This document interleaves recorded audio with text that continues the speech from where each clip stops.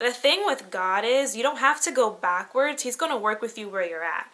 So if he said to keep straight and you decided, okay, maybe there's a shortcut going this route because you talked to somebody else or you got someone else's opinion or you had your own little thoughts going on in your mind, okay, this route, God, is kind of a little harder. Let me go this route and see if that's a little bit easier. And when you do that, you end up off track. But going back to how God's grace works, he can still work with that. Hey guys, welcome.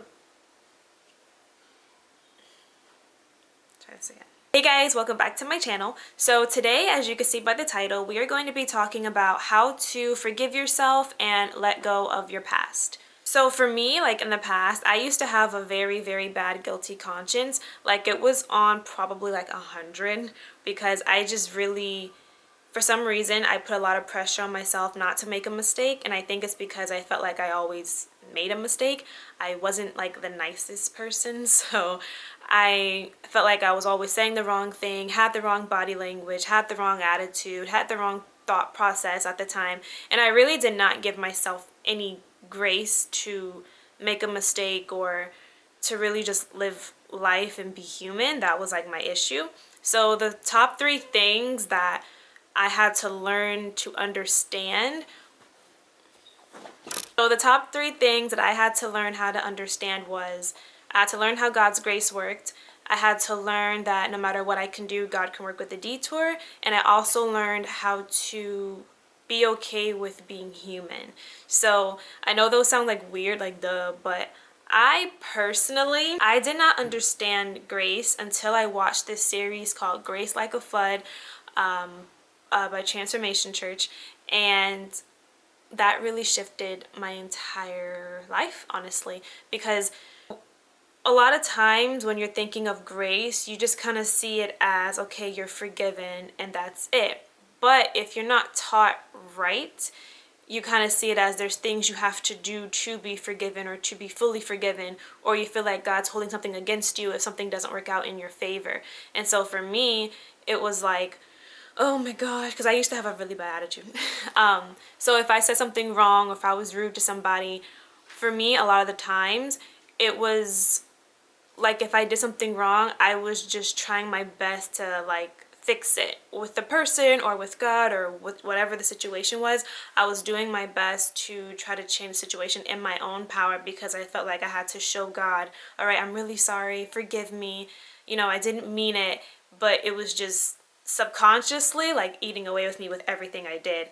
And I was prophesied to once. Well, I've been prophesied to twice. So the first time it was saying God's girl.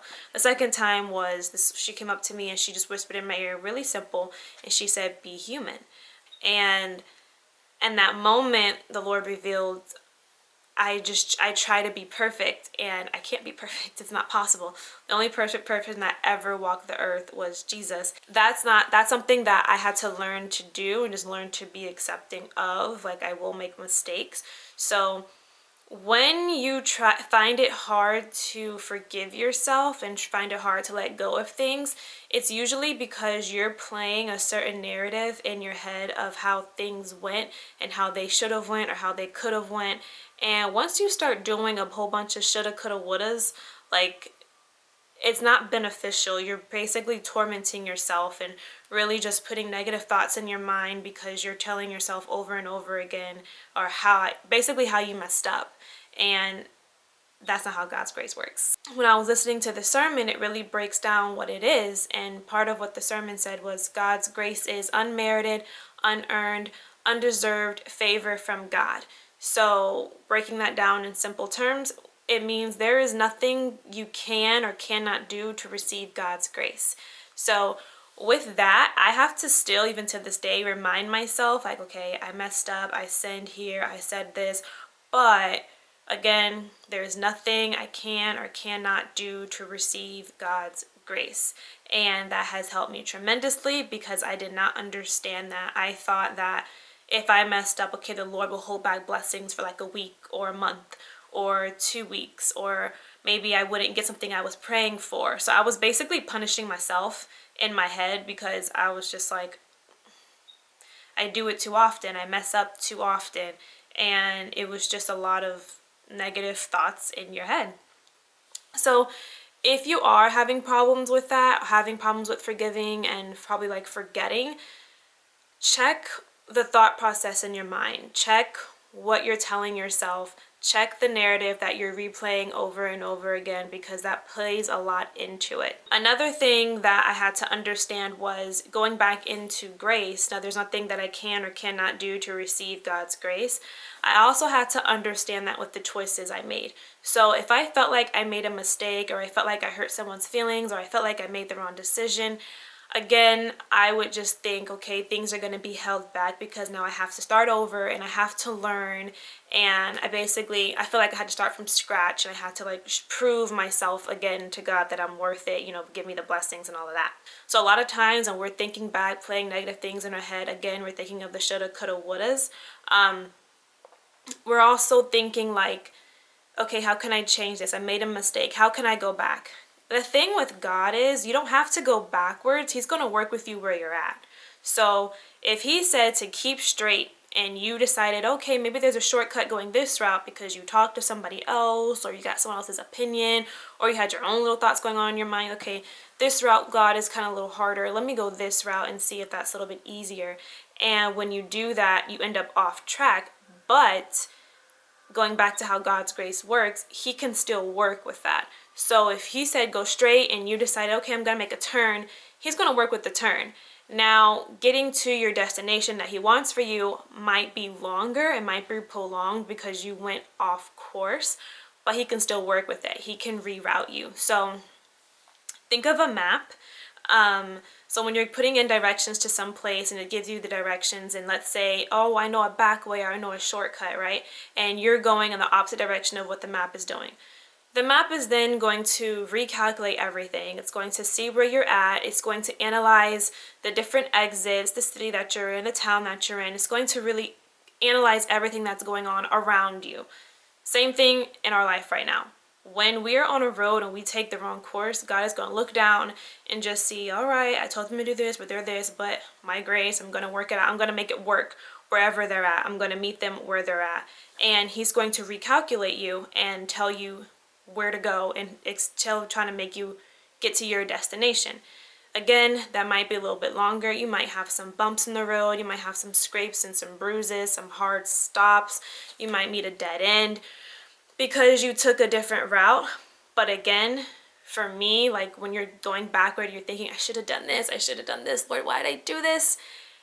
It's just a reminder. Just put a visual of the map in your head.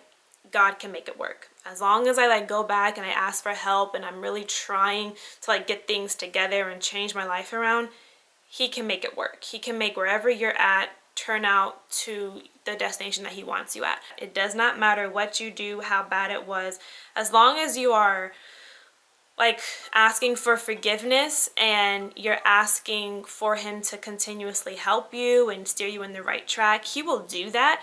Don't take advantage of his grace. He will do that. You just have to understand, don't hold yourself to your past. That's like the biggest stumbling block I think I've had for myself. Like I would always think, dang, should I have gone to that school instead of this school that I actually went to? Should I have taken that job? Should I have stayed there? Would I be going through this right now if I just stayed the course in this direction, if I just kept my first mind?